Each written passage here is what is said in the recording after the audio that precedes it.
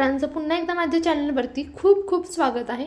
तर बाहेर पाऊस पडत होता म्हणून मग असं माझ्या मनात विचार आला की तुमच्यासोबत पण एखादी रेसिपी शेअर करावी जेणेकरून तुम्ही पण काहीतरी नवीन असं ट्राय कराल। तर मी मॅक्रोनी पास्ताची रेसिपी तुम्हाला दाखवते। चला व्हिडिओला सुरुवात करूया। कढईमध्ये मी 1.5 ग्लास पाणी घेतलेलं आहे। आता हे पाणी आपल्याला उकळल्यानंतर यामध्ये मीठ आणि थोडंसं तेल घ्यायचं आहे। आता पाण्याला खळखळून उकळी आल्यानंतर यामध्ये आपल्याला मॅक्रोनी घ्यायचे आहेत। तर इथे मी 2 वाट्या मॅक्रोनी घेतलेले आहेत। आता हे मॅक्रोनी आपल्याला मोठ्या गॅसवर 6 मिनिटं बॉईल करून घ्यायचे आहेत।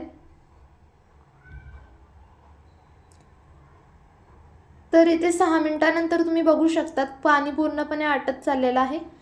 आणि जर तुम्हाला चेक करायचं असेल की या मॅक्रोनी शिजलाय का नाही तर तुम्ही एका सुरीने असं कट मारून बघू शकता। तर इथे थोडासा शिजला नव्हता म्हणून मी थोडंसं गरम पाणी ॲड केलेलं आहे।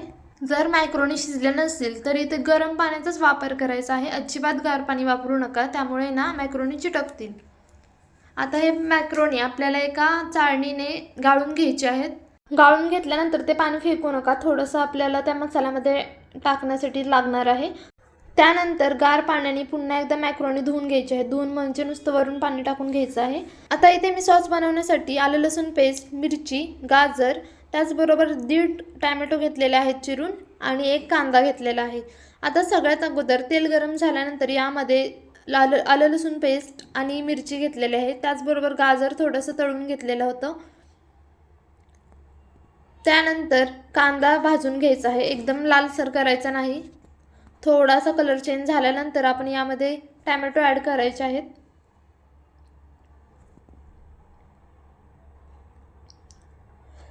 टोमॅटो टाकल्यानंतर तुम्ही इथे मीठ टाकायचं आहे जेणेकरून लवकर टोमॅटो शिजेल।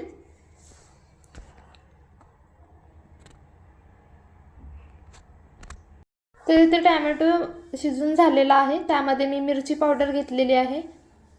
त्याचसोबत मॅजिक मसाला मिळतो तो घेतलेला आहे। आणि आपल्याला डार्क सोया सॉस 2 चम्मच आणि टोमॅटो सॉस 4 चमचे घेतलेले आहेत।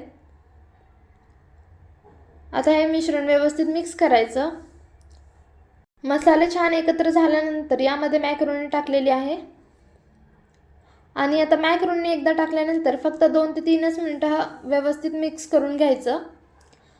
आणि मगाशी जे आपण बॉईल करताना मॅक्रोनीचं जे पाणी राहिलं होतं ते इथे मी 1 चम्मच घेतलेलं आहे। त्याने चव खूप छान येते। तर इथे आपला पास्ताची रेसिपी तयार झालेली आहे। पावसाळ्यामध्ये जर वेगळं काहीतरी खायचं असेल ना, खूप छान रेसिपी आहे, खूप टेस्टी आहे। जर व्हिडिओ आवडला असेल तर लाईक करा, सबस्क्राईब करा।